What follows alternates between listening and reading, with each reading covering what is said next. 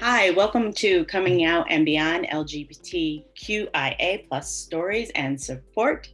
My name is Anne-Marie Zanzel and I am a lesbian. I'm an ordained minister and I am a person who is passionate and curious about other people's stories and also coach women through the coming out process later in life. I created this series because I believe that through stories and storytelling, we can learn, discover, and connect with each other. Hearing others' stories always brings us closer together. So today I have a friend of mine on. Her name is Marissa Mitchell. She lives in Southern Indiana, and she is a teacher. Welcome, Marissa. Nice to have you. Nice to be here. So, Marissa, tell me your story. Okay. I could probably start when I realized things and then maybe trace it back to the puzzle pieces that finally fit. I was 39. It is a puzzle, isn't it? I think it always has to be if you figure things out late. Yeah. I was 39. I'm 41 now. So this was actually about 2.5 years ago. Unhappily married, and my ex-husband won't mind me admitting that. We were very much like roommates. We had been junior high sweethearts and had lost touch until our late 20s. We had started dating again, and then just after we got engaged, I got orders calling me back into the Army to deploy to Iraq. So I spent the first 1.5 years of our marriage gone.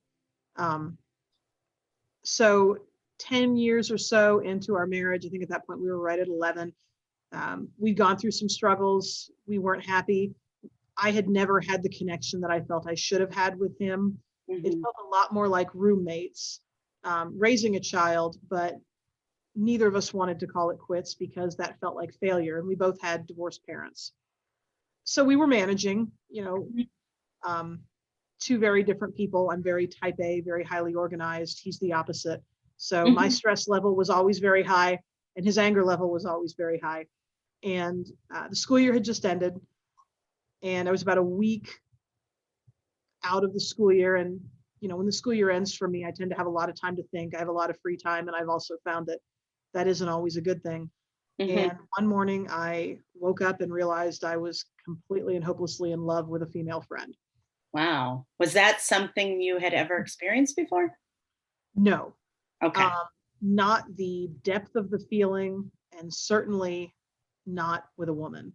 And it took me by surprise, and frankly, it put me in very dangerous emotional territory because I'm in the middle of a marriage. I had my daughter at the time was 7 or 8. That's not a place where you want to have an epiphany that indicates that you are never going to be happy in the marriage you're in. And I had been through marriage counseling to try to figure out what my problem was. I figured it was my problem that I couldn't make things work. So this coming out of the blue was awful. It's interesting you say my problem. Do you still think of it as your problem? No, I mean, I knew that marriage takes two, but I was the only one willing to go to counseling. So there were some specific issues for me, without going into details, related to our intimate life that I figured might be a result of trauma or of some type of social norm that I experienced in my upbringing that might make that part of our relationship better if I could solve that issue. I think we read between the lines on that. And so that's why I was about to see a therapist for that specific issue, because I thought maybe if I can fix this problem, my marriage will be better. My husband at the time will stop antagonizing me as much. I will not be as anxious and irritable, and we'll just get along better. Well, it's so interesting. I want to get back to your story, but it's so interesting is that women tend to take on the responsibilities of the problems of the marriage. I believe that. And I think also, I mean, I look back to the jokes of my teenage years, the sitcoms, and I think women are also conditioned to believe that relationships with men are inherently unsatisfying. Right, we are. To be frank, it was 10 minutes after I learned what an orgasm was that I also learned about what faking it was. I grew up on commercials that joked about how you could take a little bit of aspirin and it would be gentle on your stomach, but would also convince your husband you had a headache. I think about the sitcoms on Friday nights like Family Matters or Everyone Loves Raymond, where you've got this high-powered type A intelligent wife and the husband is kind of a doofus. So it's like we're set up to believe it's normal for you to be physically, emotionally, and mentally unsatisfied in your relationship. Men are just limited. That's exactly right. And honestly, you're not the first person who's brought this up. Somebody else brought up, my idea of what normal quote unquote family life was the Brady Bunch or the Partridge Family, where, there would be some little tiny conflict and it was all resolved in the half an hour and everybody was singing at the end of the show. For those of us who've come from troubled childhoods, when you don't have an example of what a healthy family life is, you just think you've got to smooth everything over and everything's going to be fine. Yeah. That's what we're taught. And I really appreciate what you brought up about the examples that were like what's examples in the media. And women are conditioned to think, oh, this is going to be hard. I'm going to be smarter than my husband. And that's just the status quo. Right. And I'm going to balance everything. I'm going to balance the job and the household and the child rearing. I'm just always going to be stressed out and anxious and resentful. And that's really where I was at this point. I was stressed out and anxious and resentful. And I need to caveat, my ex-husband is one of my very best friends. Yes, now. I know that. Yeah, you guys are good friends. So yeah, I was the best man in his wedding this summer, and I'm the godmother to his 4-month-old son. So, as I talk about where my marriage was, I don't want anybody to think that my ex-husband was a bad person, or that we don't get along, because I have the best case scenario in terms of the dissolution of my marriage and the after effect of my coming out. But I guess back to that. So you woke up. I woke up and was just feeling. Yeah. And later on, I look back. I had experienced attraction to women all the way back to my teenage years, but I didn't mentally label it that. It was more, in my mind, it was more either fascination or intimidation. I grew up in Southern Indiana. This is not a diverse place. We did not talk about anything related to being gay. I didn't know any gay people other than one boy in my graduating class that people kind of knew. I went into the military after college during the don't ask, don't tell. So I don't think in my mind I ever considered the fact that I could be. My sophomore year in high school, a girl in my choir said, I bet at your 10-year reunion, you're going to come back and we're going to find out you're gay. And that bothered me so much. Not so much that I had a problem with people being gay, but more that people would think I was something that I was so clearly not. But to be honest, I fit a lot of the stereotypes. Right. So my entire, life, I've thought I'm the one defying the stereotypes. Nah, I fit a lot of them. So I had this feeling. I was horribly depressed. I can tell you that if I hadn't had a family, I probably wouldn't be here. Because I was ill-equipped to deal with that. I didn't know what to do. And I thought, I must be crazy. How can you suddenly feel this way? And it was probably 3 weeks later that the first person I told was my husband. And he was phenomenally supportive. And he even said, there have been times when I kind of wondered. Right. Okay, but it's so funny. It's so funny is that a lot of us get that feedback when we come out, and the thing is, first of all, a lot of times we're like, well, why didn't you say anything? Right. Of course, how do you work that into a conversation? Are you sure you're not gay? Yeah, but it's okay. But the thing is there's still such a level of non-acceptance. People are afraid to ask that question because they feel like that would be an embarrassing question to ask somebody. Yeah. Or that would be a question that would cause, could upset somebody or something like that. So people don't ask that question. Wouldn't it be nice if people could just ask that question and it not be a big deal? Right. If everybody ultimately if we all lived in Schitt's Creek, right? Right. Kind of a surprise when you found out that anybody was straight or gay, and there wasn't really a need to come out that was unique to. Yeah. Right. It'd be just like one of those questions, like, where do you live? Yeah. So anyway, I understand too of the shaking of the foundations and the deep sadness that comes with that, right? And yeah. I understand that, and I really struggle, and as myself, I struggled with the same thing, with a very, very deep sadness. And if I didn't have support and professional help, which I went and got, I would have, it would have been a lot worse. Well, and my ex was so supportive and we were so close. And I don't know if that was better or worse. It's definitely better now. Mm-hmm. I remember sobbing when I went and filed the paperwork because he told me, he said, we can make this work. We can stay married and then, do our own thing. And I told him, I said, I don't think that's fair to either of us because frankly, I'm not one for sharing. Mm-hmm.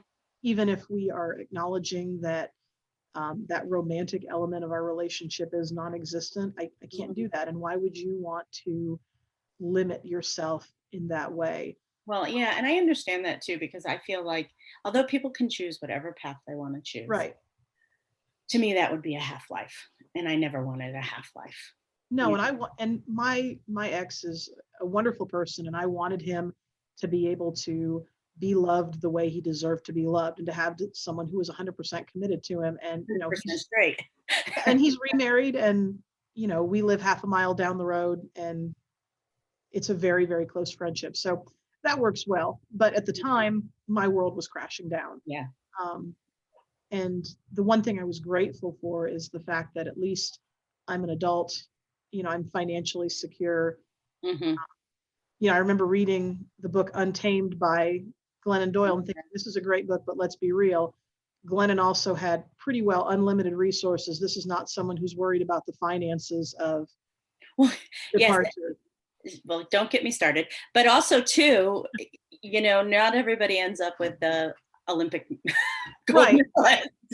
I mean, her situation was absolutely very unique, ideal. Very unique. And so I try not to preach or judge, because my situation I feel has also been very much closer to the ideal than the experience of many other people who've had this same type of epiphany. So I told him, and I said, I don't know what to do about this. I was 100% committed to the fact that I was not going to be involved with anybody while we were still married. And that was a personal boundary for me that I wasn't going to cross. And he agreed with that as well. So we had actually had open divorce proceedings from 2 years prior.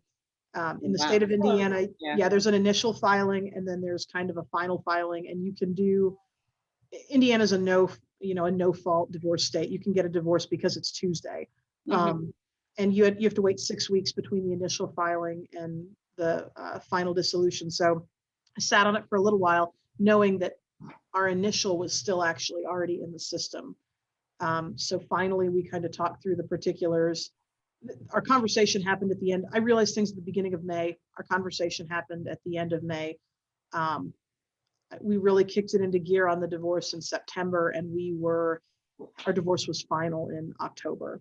Wow. So that was really quick. It was very fast, and the timing was good in that regard. It was fast enough to limit our pain, but slow enough to allow us to figure out the logistics. And I continued to live in the house until I closed on my house, and my daughter and I actually moved to our new house on Christmas Day that year. That was our first day, our overnight in our new house, which is literally half a mile from the house, our old house, which is the one that my ex-husband now shares with his wife and son and our daughter when she's over there. His schedule is very difficult, and he works nights, so I'm the primary parent for all intents and purposes. But I guess, sorry, I'm jumping around chronologically. After I told him, okay, so that part was over, at least I could talk to him openly about it, and I'm grateful for that. He never made me feel bad. He never shamed me, and what I really valued is he never took it as an attack on his manhood. There was no issue with his pride. I told him I wasn't ready to tell people, but at no point did he ever say to me, I don't want people to know that this is why, which I'm grateful for. Go ahead. So I've told my husband, and now I don't know what to do with this at this point. And I told my best friend on her, and this is not the woman I had feelings for, just to clarify. So I told her on the porch of her dad's house at midnight, because we used to drive around late at night and solve the world's problems and listen to music, because that's what middle-aged women with kids do when they don't have a social life. And she was 100% supportive. She's a school guidance counselor, and I think some of her training kicked in because I was very clearly in crisis. And slowly but surely, with the support of my ex and my friend, I was able to come out to the people who were closest to me, and especially because I was going through that divorce and that transition period, and I needed the people close to me to understand why my emotions were kicking in at random times, and it was a very difficult process. Can I ask you a question, since I know you had a child under 10 when this all happened, and people are always wondering, how do I tell my kid? So what happened? Our case is interesting. My daughter sees a therapist and has for several years because she's got anxiety. And I had told her therapist that, the divorce was happening. I told her therapist why. We kept the details very, very vague from Lily, and, tried to focus on the positives, that we would still be close. And her therapist came to me at one point and said, "You need to tell your daughter that you're gay." And I said, "Why would I do that?" And her therapist said, "Because she thinks she might be, and she feels alone and like no one will get it." So I came out to my daughter at a stoplight on the way home, from her therapy session. Every parent's conversation happens in the car, right? Well, I knew that it sounded like this therapy session had been pretty emotional and difficult, and Lily was clearly distraught as a result of whatever she talked about. Because, as you know, nobody feels wonderful the moment they leave the therapist's office. Usually you're recovering. Yes, you are. Yeah. And I was taking her to her grandparents, and they were plans I could not break. And so I leaned back and I said, "There's something I need to tell you." A big portion of the reason, well, really the whole reason that your father and I are divorcing, is because I'm a lesbian. And her eyes widened and she smiled, and she reached out and took my hand. And again, the wisdom of my then 8-year-old, she said, "Oh, Mom, I feel so close to you now." Yeah. And she's young, so she's still figuring out who she is and her identity. But whether she's a member of the community or whether she's a staunch ally, she draws nothing but rainbows all the time. She knows more about the flags and all of the terminology than I do.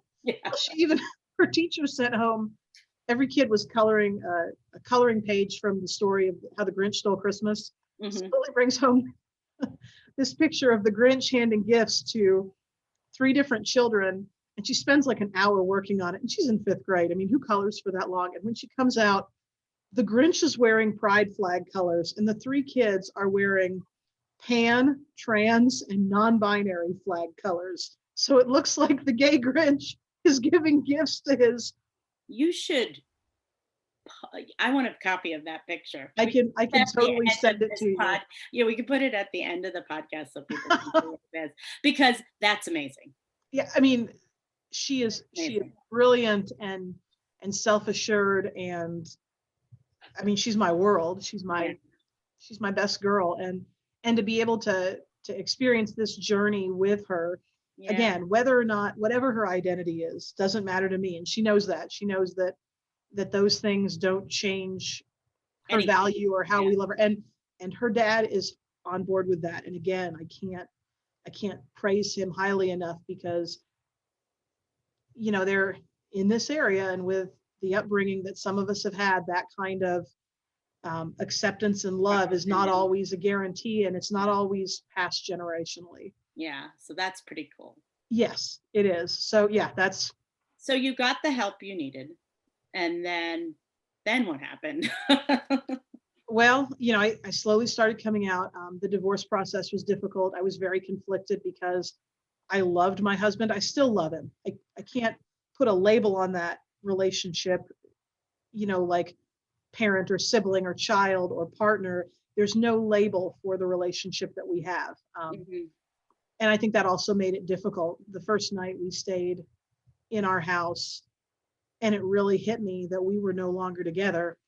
And sorry, I might get a little emotional because it still brings up emotions. I remember Lily was playing in the living room. We didn't have all of our furniture yet. And I locked myself in the bathroom and I called him and I said, I think I've made a mistake. And he said, no, you haven't. You are the one who saved us.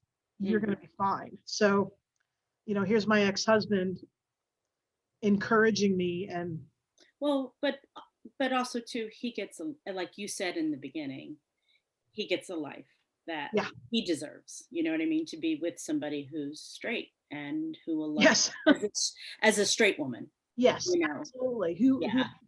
Who is a wife? I mean, But that's the thing. but the thing is too, it's really normal in the process of divorcing, whether you know whether you're gay or straight, doesn't matter. In the process of divorcing, to have moments of doubt, it is super normal. Well, It is yeah, you're super grieving a normal. loss. It is yeah, you're grieving a loss, and it's super normal to go in the bathroom and cry, but Yep, still be okay. And then and then 10 minutes later, be like, oh, thank God right. on that, you know. So Yeah, and I haven't had many moments like that since. One thing that occurred after the transition period was over, I've always been a high anxiety person. hmm My anxiety lessened tremendously. hmm Just the pressure, that constant pressure of going home, knowing there was something not right, knowing that I was going to be stressed or angry, and now so much of it makes sense. I was resentful of him even when he hadn't done anything hmm that would constitute a mistake or that would constitute antagonism. It was like I resented having to try to make a marriage work when I knew my heart wasn't in it. yeah, yeah. Plus, I am much more organized, and he is a little more lackadaisical with household chores and cleaning. So I mean, my house looks good. It is clean. And in fact, he likes to come over to disrupt. If he stops by and visits, and you know, he's got the code to my garage. The man can get into my house at any time. And again, we have and vice versa. And we have a very unique relationship. But if hmm he comes over to drop something off, he'll leave all my cabinet doors open. He'll open every single So you'll cabinet. know he was there. Exactly. Exactly. He asked that he have his own special cup for when he comes over to drink water out of the refrigerator faucet because, hmm man, hmm uh, So I have a question for you. So where did you find support? So I know you found it in your family and friends, but I know that we met through a mutual support group that was online. yes. So where did you find support, and where have you built support since then? Well, my friends have been great, but even the most wonderful friends who are straight can't fully understand. They've been supportive, they've been compassionate, and it's through no failing of their own.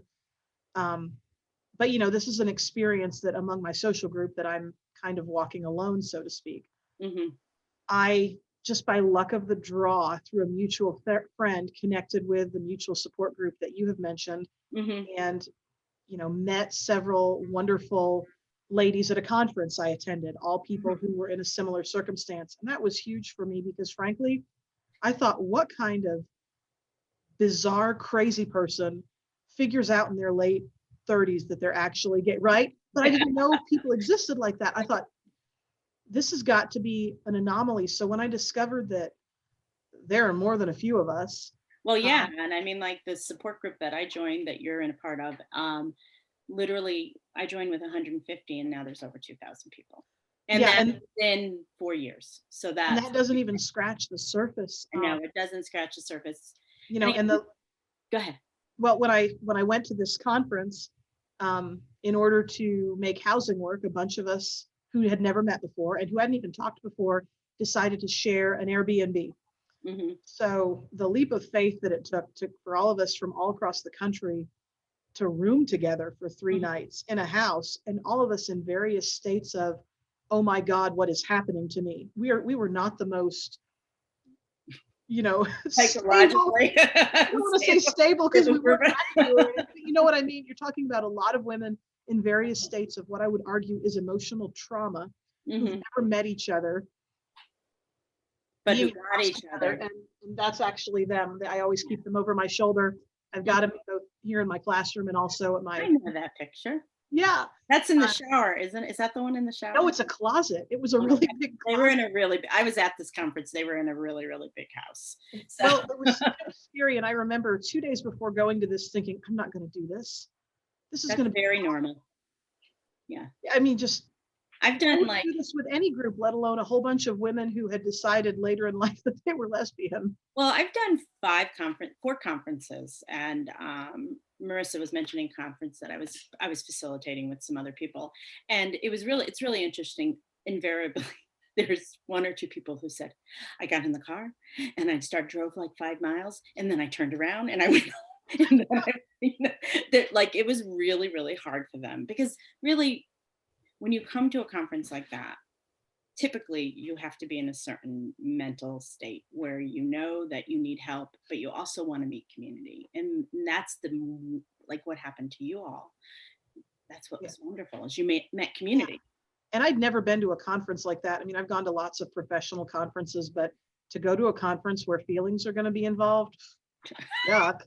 Um, that it made me cringe, but at the same time, having connected in this support group, I thought, okay, this would be good for me. I need to meet some people. Mhm. And it was probably the most life-altering weekend of my life.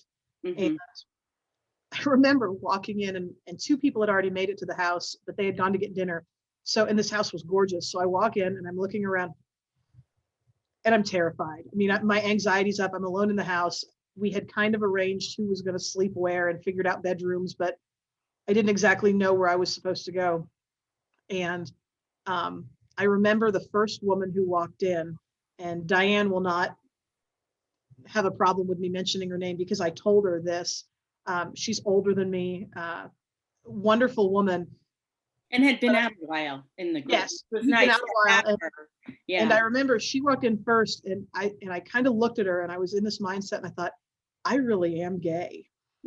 Like, I mean, I felt this vibe, Mhm. and I can't explain that. But what's funny, and I'll go into that a little later, is I felt the vibe before, and I know Yeah. when I'm looking at a lesbian, Yeah. Yes, exactly. and I know when, and I thought as Well, these women all began to trickle in, I thought there is no way I would be this excited about if I were in a house full of men. Roman teachers. Like I'm what? Right, A room, right. you'd be like, there's some more teachers. Well, or men. I mean, just like, wow, I am feeling something. And I'm also thinking that several of these women are very attractive. Attractive, yes. In a way that I never would have noticed. I mean, you could have paraded the Chippendales in front of me and I would have been like, oh, muscles. Mhm.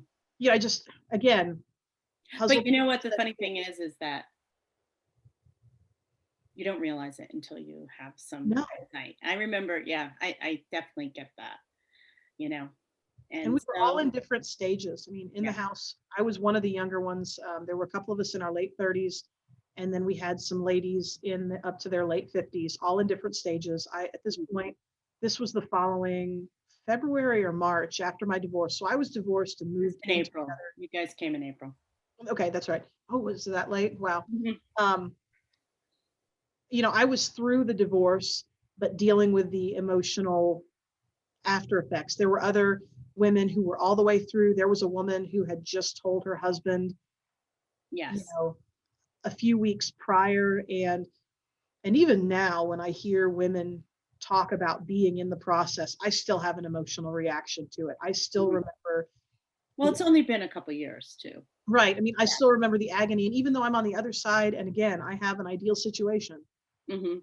I still remember the pain. But we became very close, and after the conference, we started doing Zoom calls every other week, and COVID has kind of thrown our schedule off, but we're well over a year and a half post conference, and we are still each other's go-to To talk through in things. in times of joy and distress. We were actually planning a reunion this past summer on the West Coast, and then COVID happened, so we all had to cancel our flights. But Well, I think what you're talking about is what is something that I think is really important is community. You know, a lot of people are when they first come out, they're like, I gotta find a girlfriend, I gotta find a girlfriend. And you know what you need to find? You need to find community. You need to find other women that get it. You know, your community happens to be a lot of people that are late in life lesbians, but a lot of times you can find women in the lesbian community that have been out for a while. And like my partner, who you know, has been out for 30 years, who are very supportive and kind and just want to help other women because, like, as Tanda says, more people for the party. So she's. well, yeah, and I wish I knew more of those. I think there are times when I struggle with a sense of almost like imposter syndrome because, Yep. I never went through the anxiety of adolescent coming out. But the thing is, so I think I think in a lot of ways that's irrelevant because coming out is coming out. So Right. no matter who's done it, you, it is the shared experience of our community. So whether you do it when you're 15 or 55, it has different ramifications. I always like to say that when you come out when you're younger and people are all upset and all uptight, is a lot of times they're grieving a future, you know? Yes. When you come out later in life, you're grieving a past that you missed a lot of the times. And you're also grieving your future because a lot of times you've been married, have kids, you think you're going to just go into old age doing that stuff. And then you Right. realize, oh, I'm not going to be going into And it's funny, like, it's a reframing of your life. going to weddings and watching, a lot of weddings have that dance where they have the married couples come out and slowly but surely they eliminate them based on years. And I think this happens for anybody who gets divorced or who changes their life in that regard in middle age or after, because as I'm seeing people, these couples that are at year 45 and year 50 and they look so happy and people are applauding, I'm thinking, not ever going to have that. That's not going to happen. So that's so funny you mentioned that because I was saying the other day is that, we give such rewards for people who've been married for a really long time. And a lot of times people aren't happy when they've been married a super long time. And I said, the only reward you get is in those marriage dances where people clap because you've been together 50 years. Right. You know what I mean? Well, and my mom, is remarried. My parents were divorced. So the same thing. And my mom and my stepfather are very happy. They are relationship goals. Right. So second time was the charm for both of them. Yeah. And so instead of getting a clap at a wedding, right. They won't get as long. Yeah. Right. They won't get as long, but the quality is there. And that's kind of the approach I take mentally. If and when that happens, at least I'm going to do it right the second time. And I'm going to make sure that I'm not settling or that I don't have reservations about my level of emotional commitment, because I definitely did when I got married.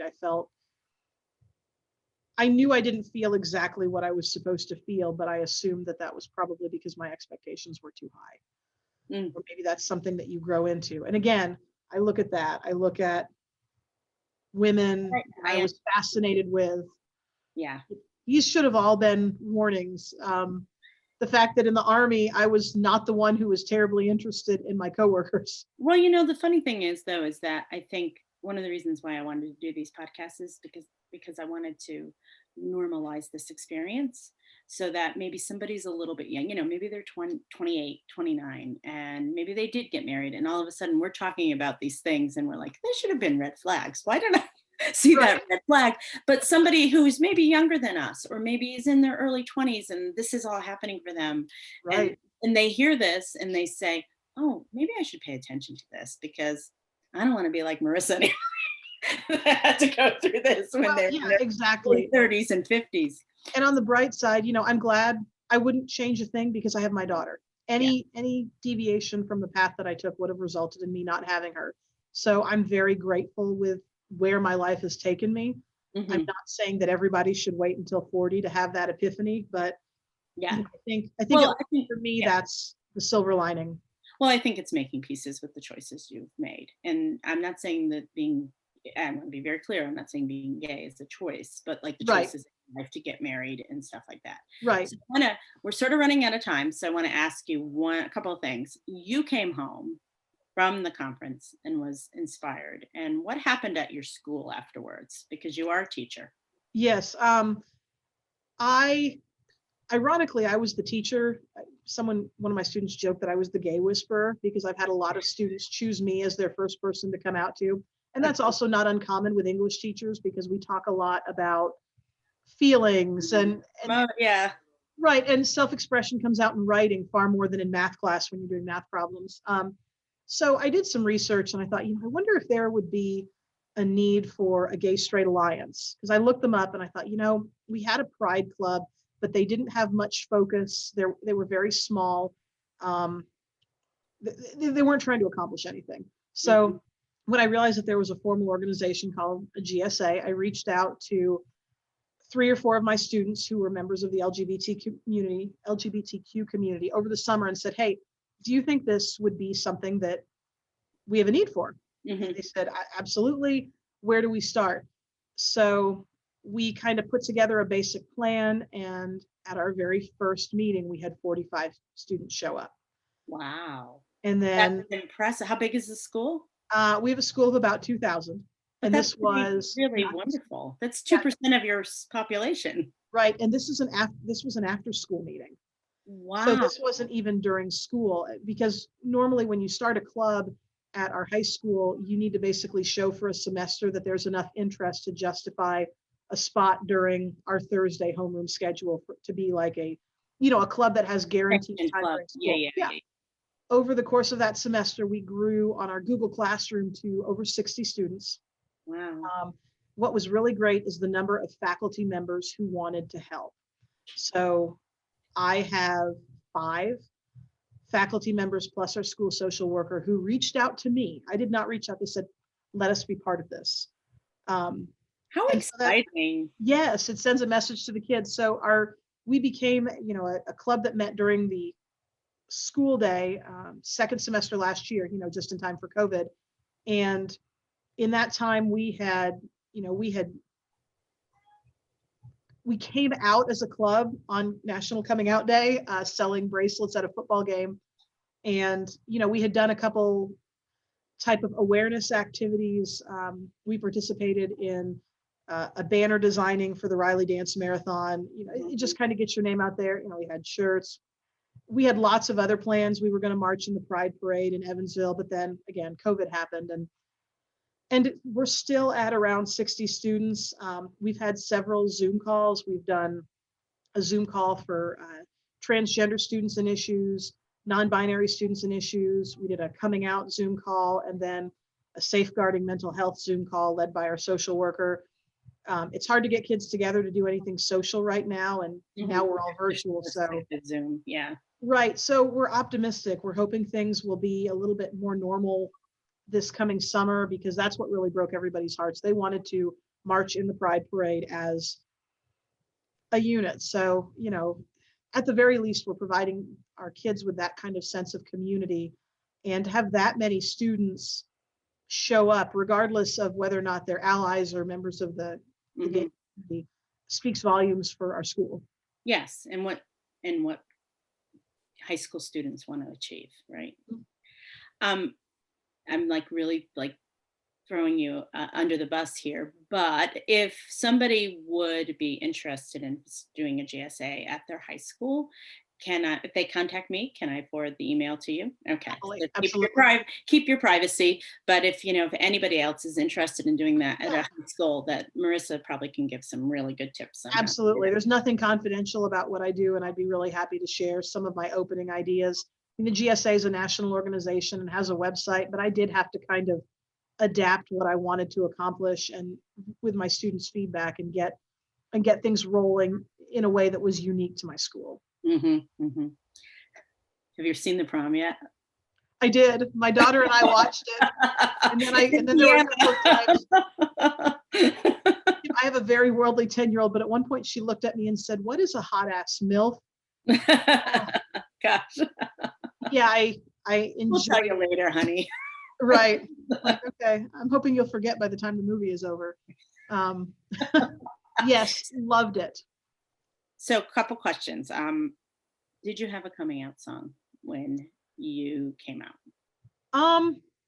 A song that was popular that kind of registered with me was the song "Starving" by Haley Bedingfield. Okay. It didn't come out to me in the exact meaning of the chorus, but the opening line of the chorus is, "I didn't know that I was starving till I tasted you." Now, all tasting aside, because that's not where I was going. More the idea that I didn't know what I was missing about life until I figured this out. So many things. Well, it's funny because I feel like I say to people all the time is you end up seeing life through a different lens. For me, it was like I didn't see life through before. It's like very sad. water. Yeah. was like being underwater and then putting goggles on and seeing things so clearly, and even the normalization of some of my mannerisms. I've never liked carrying a purse. Me And I neither. always felt like that was weird. So I would cram, like when I went out with friends, I would put my ID and my debit cards and cash in a pocket. Now, the obvious thing to do would have been to just slip my military wallet in my back pocket, but straight women don't do that, right? I mean, that's how we're kind of conditioned to be. Being a lesbian really freed me from a lot of those preconceived ideas of how right. Carry my wallet in my back pocket now, not because I think I'm a man or not because it's masculine or androgynous, but because I don't like a purse and that's the logical place to put my wallet. And I could really care less what people think. And it's pretty normal in the lesbian community. So it is. You just need your ring of keys. yeah, well, yeah, mine is small. I would show it to you, but I honestly don't know where I put it. Okay, so this is a tough question to ask an English teacher who teaches English, but like a book that really blew your mind. I'm gonna make it even harder for you. That really blew your mind and changed your perspective on something in life. It doesn't have to be about being gay. Sure. I did a book study actually at work over a Brene Brown book, and I've read several of hers, and I'm trying to remember. Is it Dare to Lead? Or Dare to Lead or Daring Greatly, or it was Dare to Lead, because I remember thinking maybe I wouldn't get as much out of the professional book, but that one actually had more that registered with me about vulnerability. Well, she is apparently so you're like the fifth person I've interviewed. 3 have mentioned. So apparently she is our guru. I think we need to let her know that. I think so too. And I think she needs to do a session for us. Yes. I'm gonna really recommend another great Brene Brown book, which I really like. It was her first one, I believe. It's called I Thought It Was Just Me, in which she deals with shame, which is a really big part of our community, whether you came out at 18 or 45. It is a really helpful because she not only helps you to define it for yourself and what you have shame about, but she gives you resilience, these things. And basically, you know what the secret is about shame? Talk about it. Well, yeah, and I had always you douse it with empathy. You find like-minded people that will listen to you, like what we did at the conference, and then you douse it with empathy, which you always get with typically with a group of women. And you douse it with empathy, and the shame goes away. Yeah. So. There was so much of her work that resonated with me, and the idea. I think I had always admired people who were aloof and more reserved, and I thought somehow that stoicism was equated to courage. And I think I always knew in my heart that being vulnerable was more courageous, but the way Brene Brown worded it, and the fact that she uses cuss words in her writing, which, I mean, I love obscenity. I'm a master of it. Me too. It allowed me to enjoy the I have a truck driver mouth when I'm not doing stuff this. I brought my soldier mouth with me from the Army. So I model that with my kids. I try to share when appropriate, especially when we do personal reflections. And I've told them that they can ask me questions, and as long as it's not inappropriate for me to answer, I will answer their questions, because I think my students need to see that we as teachers are human with frailty and vulnerability, the same as everybody else, so that they don't feel so alone. Since teenagers tend to think that they are the only ones experiencing something, which reminds me of 39-year-old me coming out. Well, your kids are lucky to have you, honey.